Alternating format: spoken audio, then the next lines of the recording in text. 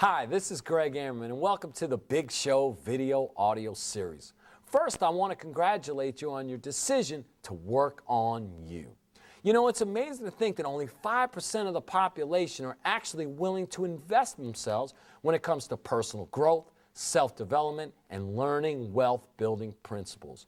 It's really no wonder why 95% of the people struggle financially and are merely existing, while a small percentage of the people are living life to the fullest. So once again, I commend you for climbing outside of that proverbial box and working towards achieving your desired goals and dreams.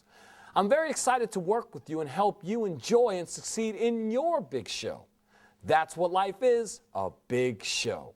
Think about it. You're born, which means the curtain opens and your show begins. Throughout your life, there will be many different acts and scenes. You'll wear many different hats and costumes, and you'll play many different roles. Your life will be filled with drama, adventure, comedy, even some horror, and certainly a few tear-jerkers. The Big Show is a live performance, and while you're given a chance to rehearse and prepare, most people don't, and therefore their performance will not be as good as it could have been. In a live show, you can't stop and go back. You can't change it. You can only learn from it and make the next act or scene better. Finally, when it is all said and done and the curtain closes for the last time, you will only be remembered for your performance. Makes sense, doesn't it? So what is the Big Show? The Big Show was created as an effective way to drive life-changing messages and philosophies into your subconscious mind. Think about this. If we gave most adults a geometry exam or we asked them to recite the Gettysburg Address, how well do you think they would do? I mean, how well would you do? I know it would be no shot for me. But what if we asked you to tell me the main character of the Flintstones, or what food Papa ate to give him strength? I know you already said Fred and spinach.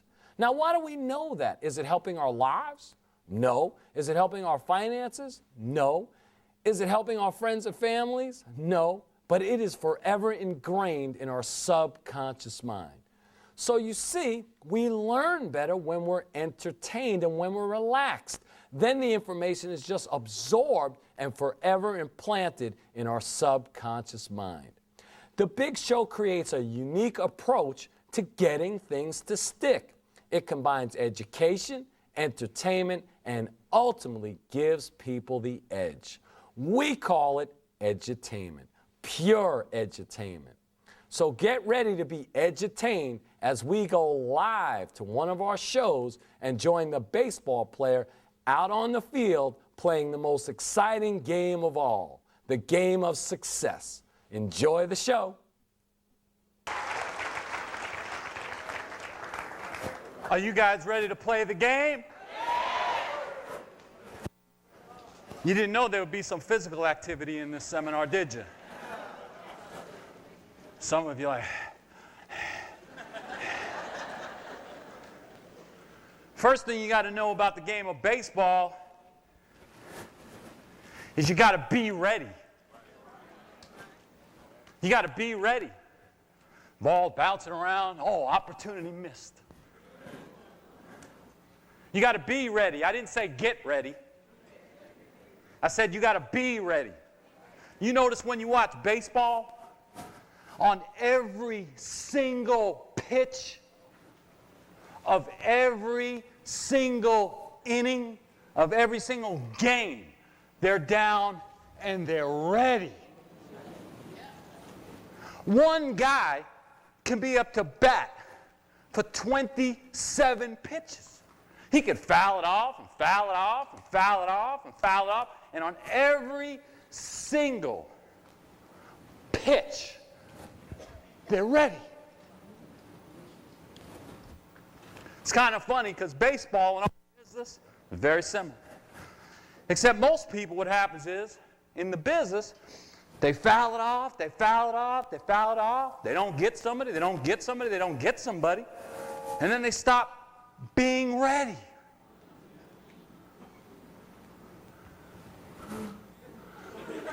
Be out right field.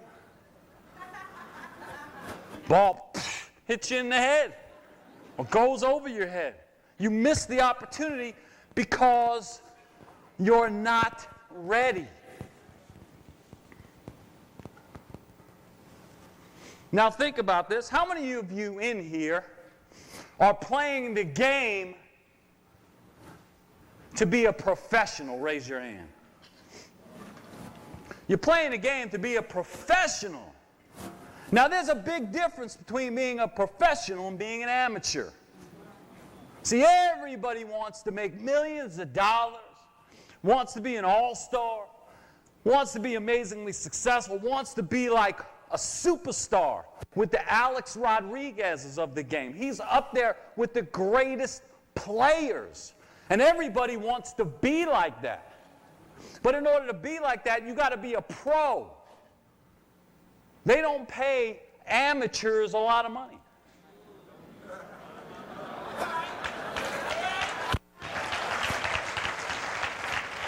So let's go back and help you to understand the process of what it takes to be a professional player. Because the problem with people in this business, they walk in and think, I'm a pro. No. T-ball. See, let's understand, if we go back a little bit and realize that in the game of baseball, before you make it to the major leagues, you're probably going to start out with T-ball.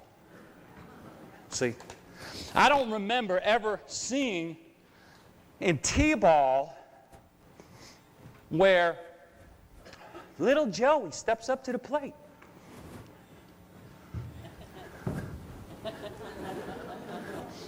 He hits the ball 20 feet. Sign him up for the major leagues. No, they don't do that. He hits the ball 20 feet, they applaud, but little Joey's just getting started in the game of baseball. See, what you got to understand is the difference between children and adults is adults wear a watch. So people sign up in the business. How long is this going to take?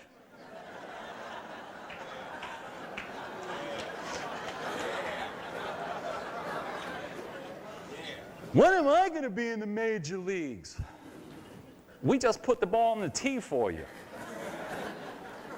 I love when people come to the business and go, when am I going to make $10,000 a month? First of all, when have you ever made $10,000 a month?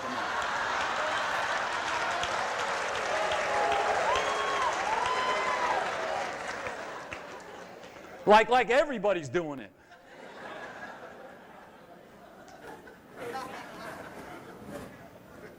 When I started in the business, I started on the tee. So you start out in T-ball. You're going to start out, you're not necessarily going to get a lot of hits. Once in a while, somebody comes along, and they're just awesome right out of the blocks. Sometimes they have things like that. I mean, look at Nike, right? They sign some kids when they are in T-ball. They're betting on them for the future. Imagine that, 6 years old, getting $1 million contract. That's a huge risk, isn't it? But what are the odds of that? Most people are going to have to go through the long, tedious, frustrating, hard-working process to be a professional, like most Major League Baseball players. See, young kids playing baseball and T-ball aren't looking at their watch going, how long's this going to take? Do you know why? Because they have no reference point, first of all, of what it will be like. And second of all, they do it because they love the game. Let me tell you something. A lot of people get in this business because they want to make millions of dollars. And let me tell you, the people in the major leagues, they want to make millions of dollars too, don't they? I mean, look, they turn down contracts for $10 million a year because they want $15 million a year. So they definitely want the money. But they do it for the love of the game. That's how they got so good. See, if you don't love this business, you're never going to get that good. You're never going to make millions of dollars. You're going to be an amateur. You got to love the game, because that's what's going to get you up earlier, keep you up later, and get you to practice. Did you hear what I said? Practice. See, people don't practice, they just play. And that's what people who do recreational activities do. See, you sign up for a rec league, they don't have practice. You just have a game. See, people don't understand. In this business, you got to practice because you want to be a pro. Think about this. Whether it's a baseball player or any athlete, whether it's a singer or an entertainer, do you know they rehearse and practice more than they perform? We always go out to a concert, for instance, and we see the finished product, a show, but we don't even think about what it took to get that show that good. We're just out just performing and performing, and let me do a presentation, let me do a product demonstration, but we never practice it. We never get with our teams and work together at overcoming objections and answering questions and getting down a presentation. See, you need to know how to do this business like someone who knows how to hit a baseball unconsciously competent. You need to know it inside and out, upside down. Why? Because you already said you want to be a pro. Everyone wants to be a pro, but not everyone's going to be a pro, because not everyone's going to be willing to practice their skill. Now, what you got to understand about the game of baseball, like the business, is first of all, you are definitely all playing the game, or at least you think you are. You're all playing the game, but you know what else you're doing? You're the manager of your own team. You know what else you're doing? You're a coach. You know what else you're doing? You're a talent scout. You know what else you are? A fan. You're all those things.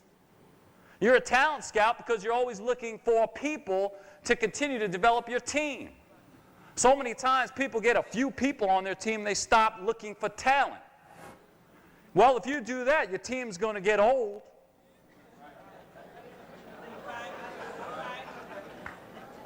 The other thing that's going to happen when you don't look for talent is people on your team are going to get comfortable. They're going to start to think, hey, I'm the third baseman. Nobody's taking my spot. Nothing will make somebody work harder to keep their spot by finding someone that's more talented to challenge that spot. That's critical in keeping people moving, because unfortunately people don't move without some type of reason. That's why teams who are building championship teams are always looking for new talent. You're always looking for new talent. Now, you got to understand, as you play all those different roles on the baseball team, that first and foremost, whenever you play and whenever you're building a championship team, the first thing you do is you play for the name on the front of the jersey. You play for the name on the front of the jersey. You're part of the team. You do what's best for the team first. Now, there's nothing wrong with wanting to be the best player on the team and playing for the name on the back of your jersey, but you put the effort first into the front of the jersey. Then you work to be the best player on the team. Now, here's what you got to understand. Some people are going to be great at certain aspects, and other people are going to be great at different aspects. For instance, somebody could get up to bat, and they could hit 50 home runs, and they may get all the accolades, and people like home runs, of course. But how good would a team be if they had no shortstop? Even if the shortstop only hit 3 home runs and maybe batted .220, but if there was no shortstop, the ball would just keep going into the outfield, and you would still lose games.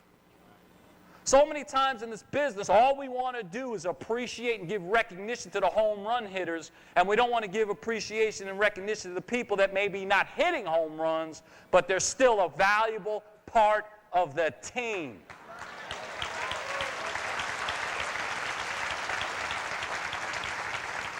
You need to appreciate everyone on your team. Because if they're striking out, it means they're trying. They're not just sitting up in the stands watching.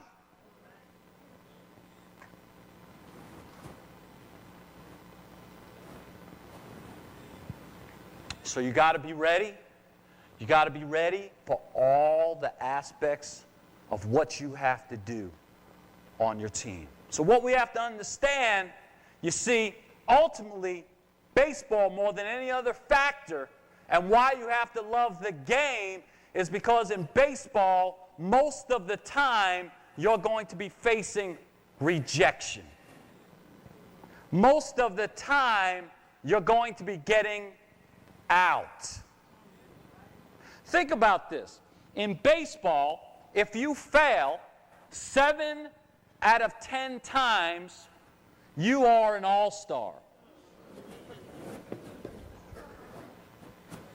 If you fail 7 out of 10 times, you are an all-star. You are considered successful. So you're going to get out a lot. But you got to love the game. You have to know in life, in this business, in baseball, you're going to face a lot of rejection. I got to tell you, though, I've never seen anyone die from rejection. I haven't seen it. You know, there are times, and gentlemen, you can relate to this, and ladies, you can relate to this as well on the giving of the rejection. A man sees a nice young lady across a restaurant and finally musters up the courage because there's some kind of vibe, or so he thinks. And he's going to go and take that chance and ask, hey, can I have this dance? Or can I buy you a drink? And so finally musters up the courage. And as that mind is spinning, going, should I? Shouldn't I? Should I? Shouldn't I? And as you walk across and stop and back up and go forward and back up and turn around and turn around. And as you continue to make that final decision, that final approach, to walk up to somebody, to ask them with the risk, with the chance of being rejected. And you walk up to them, and as I said, I've never seen anyone die, but imagine this. You walk up and you say, excuse me, can I buy you a drink? And they go, absolutely not. And you go,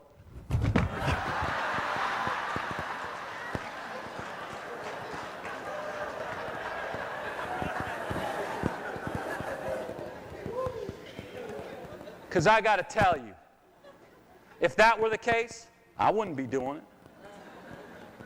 Could you imagine if rejection meant death? Life would be different, wouldn't it? People would be walking around like this.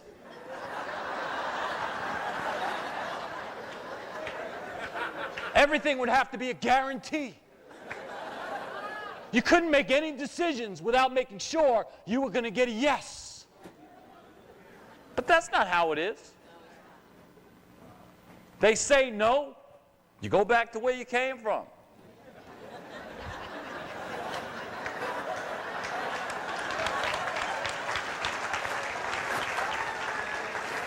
You're not penalized.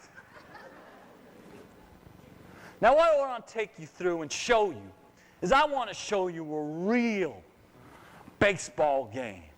But what I need from you is to tell me and give me some suggestions on who we should choose as this example.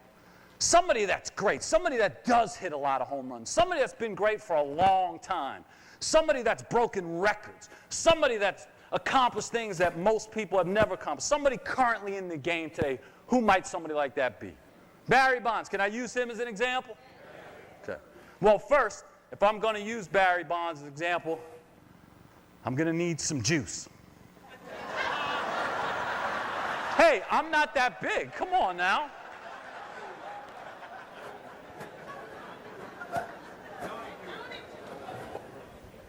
All right, now I'm ready.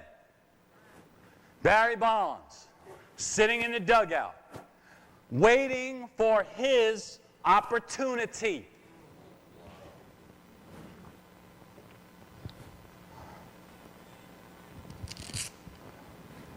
Being ready for that opportunity. Being prepared for that opportunity. Having practiced for that opportunity. Having worked for that opportunity.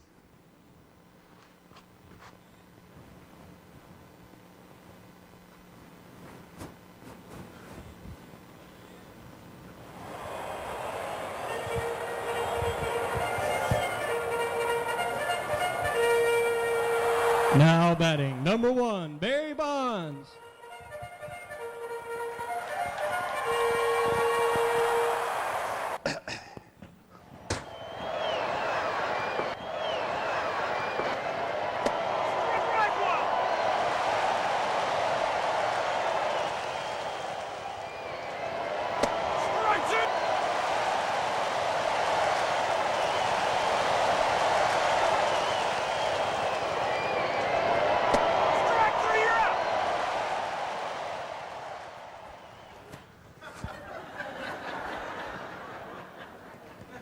Man, he's got some good stuff today. Yeah, I'm going to get that next time for sure, though. No problem. Yeah, he's got a little slider, but I'm going to hit that ball out of here next time. You watch. I'm going to get that thing. No problem. I've got to get ready. It's my turn again. You see, you always get another turn. Here's what you got to understand. What is your attitude? You see, you're ready, you step in the batter's box, you strike out, you walk back to the dugout, you run back to the dugout, you put your hat up, you put your bat up, and you know what you do? You think maybe about what you could have done better. You're not upset, you're not frustrated, you're not angry, you don't cry. You're in a position to get to go again. You don't die. You go back in the dugout, and you've prepared for this moment. And the thing you have to understand is that in baseball, you're going to have a chance over and over and over again to step into that circle, that batting circle, that preparation circle, that on-deck circle. And they're going to do it again.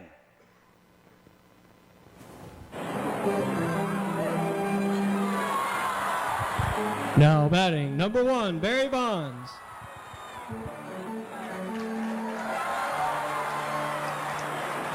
And the first thing you're going to do is when you step in that batter's box is you're going to visualize what you expect. When Barry Bonds walks up to that plate, he doesn't visualize striking out, but is it possible? He doesn't visualize flying out, but is it possible?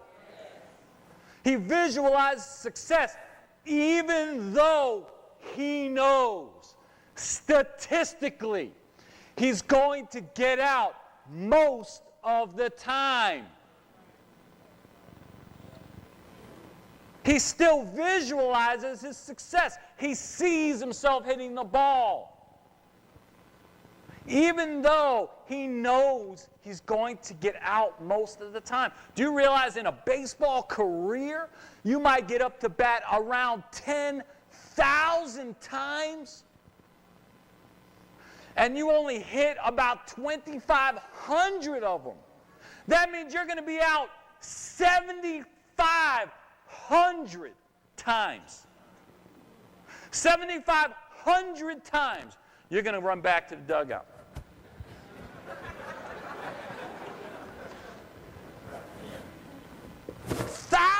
thousands just to get up there again going, I'm going to hit this ball.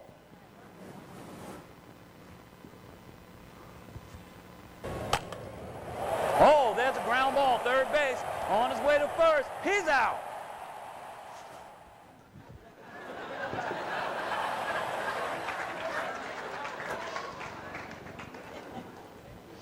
Yeah, it's close. I'm going to run harder next. I'm going to definitely get it next time. No problem. Yep.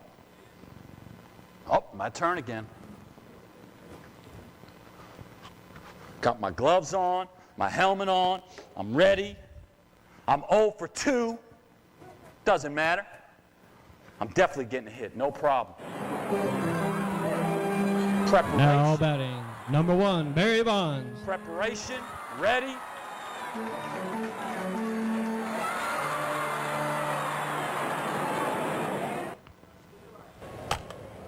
There's the ball, a deep drive, way back.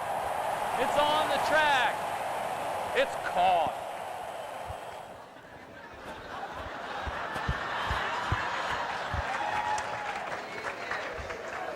Do you hear yourself already? Oh. What? I got a good crack at it. It was to the wall. I improved. It's not, oh. Don't try to bring me down.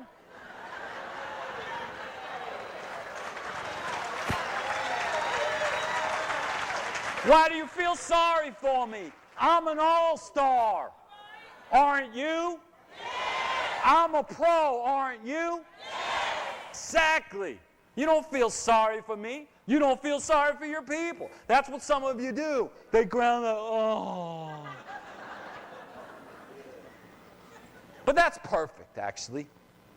Because now, I'm going to give you a rendition of Barry Bonds being an average person, being an average distributor, being somebody that would react to the things that go on in baseball or in your business or in your life.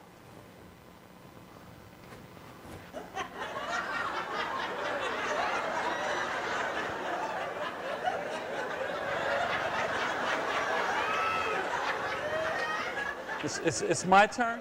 It's my turn. It's my turn.